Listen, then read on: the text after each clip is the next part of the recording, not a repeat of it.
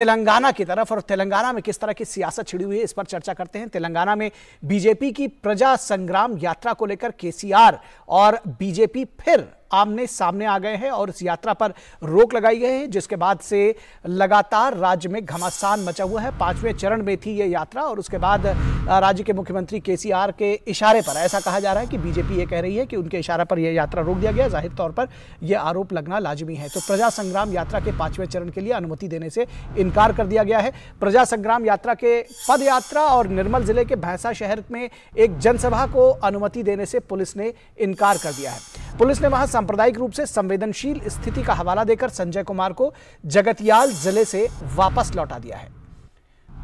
Police की इजाजत नहीं देने के बाद अब बीजेपी ने तेलंगाना हाईकोर्ट का दरवाजा खटखटाया है और इसके पहले भी बीजेपी अदालत का रुख कर चुकी थी। अब संजय कुमार ने इसे जनतांत्रिक अधिकारों का हनन बताया है और कहा है कि संयम को मजबूरी न समझें। बीजेपी का दावा कि ऐसे हथकंडों को अपनाकर भी केसीआर तेलंगाना में भाजपा के उदय को नहीं रोक सकते हैं। वहीं भारतीय जनता पार्टी के कार्यकर्ताओं ने जगतियाल और निर्मल जिलों के विभिन्न इलाकों में विरोध प्रदर्शन किया है और इस विरोध प्रदर्शन में यह कहा जा रहा है कि तमाम बीजेपी कार्यकर्ताओं को चोट भी लगी है। बीजेपी की तेलंगाना यूनिट ने आरोप लगाया है कि पुलिस की कार्रवाई के दौरान पार्टी के कुछ कार्यकर्ताओं को चोटें आई हैं। तो बीजेपी की मांग है कि राज्य सरकार मार्च और जनसभा के लिए तुरंत अनुमति दे। फिलहाल ऐसा होता हुआ दिख नहीं रहा है, इसलिए बीजेपी अदालत का उसने रुख किया है, हाईकोर्ट का रुख किया है। सवाल यह है कि राष्ट्रीय राजनीति में सक्रिय होना चाह रहे केसीआर अपने राज्य में पदयात्रा और जनसभा पर रोक कैसे लगा सकते हैं? ये एक जनतांत्रिक अधिकार है। केसीआर के निर्देशों के तहत पुलिस द्वारा यात्रा की अनुमति से इनकार करने के बाद, ऐसा बीजेपी कह रही है कि केसीआर ने इस पे निर्देश दिए हैं, उसके बाद जब यात्रा को अनुमति नहीं मिली है तो क्या कुछ कहना है बीजेपी का? आइए अमित मालविया का एक ट्वीट है वो आपको दिखाते हैं। अमित मालविया ने लिखा कि केसीआर के निर्देशों के तहत पुलिस द्वारा यात्रा की अनुमति से इनकार करने के बाद भाजपा तेलंगाना ने तत्काल सुनवाई के लिए उच्च न्यायालय का दरवाजा खटखटाया है। बीती रात बीजेपी अध्यक्ष बंदी संजय और कार्यकर्ताओं को भैंसा नहीं जाने दिया गया। केसीआर तेलंगाना में भाजपा के उदय को रोक नहीं सकते, ये कहना है बीजेपी का।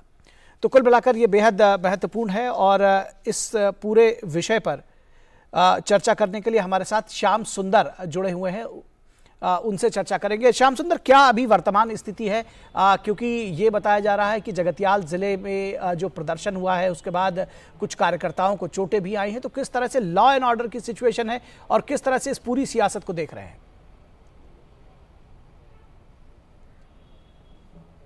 निखिल, 5वां पादयात्रा के लिए कल बंडी संजय करीमनगर एमपी और तेलंगाना प्रदेश बीजेपी के प्रेसिडेंट को अरेस्ट कर दिया सो है। अभी तक उन्होंने 4 पादयात्रा पूरे कर चुके हैं और एक बार पुलिस ने उनको आतंक कर दिया कि रोक लगाने के लिए भी बहुत कोशिश करे। 5वां बार भी भैंसा के शहर में चालू करने वाले हैं, उसमें नाजुक स्थिति बताकर, दंगा फसाद बताकर, उसका कारण बताकर उनको हाउस अरेस्ट कर दिया सो है। रात से उन्होंने गृह निर्बंध में है। इतने समय पे बीजेपी के वरिष्ठ नेता और उनके वकील ने कोर्ट के दरवाजा खटखटाया और जज साहब को उनके तरफ से भी पूरे रूट मैप भी बता दिए सो है। भैंसा के आसपास में पूरे पदयात्रा चलेंगे और उनका जनसभा भी आयोजन करने के लिए परमिशन लिए सो है, लेकिन कोर्ट के तरफ से तो कंडीशनल अनुमति दिए सो है। लेकिन फिलहाल पुलिस वाला ने बीजेपी के जितने भी तेलंगाना कार्यकर्ता है उनको पूरे अरेस्ट कर दिए सो है, जिधर का उधर गृह निर्बंध कर दिए, अरेस्ट कर दिए सो है और 144 सेक्शन भी लगाए सो है। जितने अभी तक 4 बार पूरा कर दिए सो बंडी संजय को, और एक बार ऐसी तेलंगाना के राष्ट्र पुलिस ने उनको रोकने के लिए कोशिश कर रहे हैं। निखिल जी, निश्चित तौर पर। तो किस तरह से देखते हैं इस विषय में पे भी तेलंगाना राष्ट्र जी जनता की तरफ से तो जनता को तकलीफ हो रही बोल के पाद यात्रा चालू कर दिए सो है। 4 बार उनके पाद यात्रा सक्सेसफुल हो गए। 5वां बार भी जो भैंसा शहर में चालू करने वाले वो नाजुक स्थिति कारण बताकर पुलिस वाले ने उनको गृह निर्बंध कर दिया। हमारी तरफ से कोई दिक्कत नहीं, सिर्फ हम लोग पाद यात्रा कर रहे, जनता की समस्या क्या है जानकारी के लिए पाद यात्रा कर रहे। अभी तक 4 बार देख लिए तो भी किधर भी दंगा फसाद नहीं हुआ, शांति ये बार-बार इस तरह की जो यात्रा ये बार-बार श्याम सुंदर ये बार-बार ये यात्रा रोके जाने के पीछे की जो सियासत है वो समझना चाहेंगे आपसे, क्या वजह है इसकी? जी, ये पूरे राजनीति का बोल सकते हैं। स्टार्टिंग से मतलब 2000 एमएलए इलेक्शन होने के बाद एक बार 3 बीजेपी के सदस्य मेंबर एमएलए जीत लिए सो, और अलाल में एक मुनुगोड का भी इलेक्शन होगा, उसमें बीजेपी का हार है। लेकिन पब्लिक की समस्या के लिए जितने भी तेलंगाना बीजेपी राष्ट्र कोशिश कर रहे, हर एक बार केसीआर सरकार ने उनको रोक लगाने के लिए कोशिश कर रहे। थोड़ा थोड़ा या बीजेपी के प्रभाव बढ़ रहा बोल के भी तेलंगाना सरकार ने उनको ब्रेक डालने के लिए कोशिश कर रहे हैं निखिल।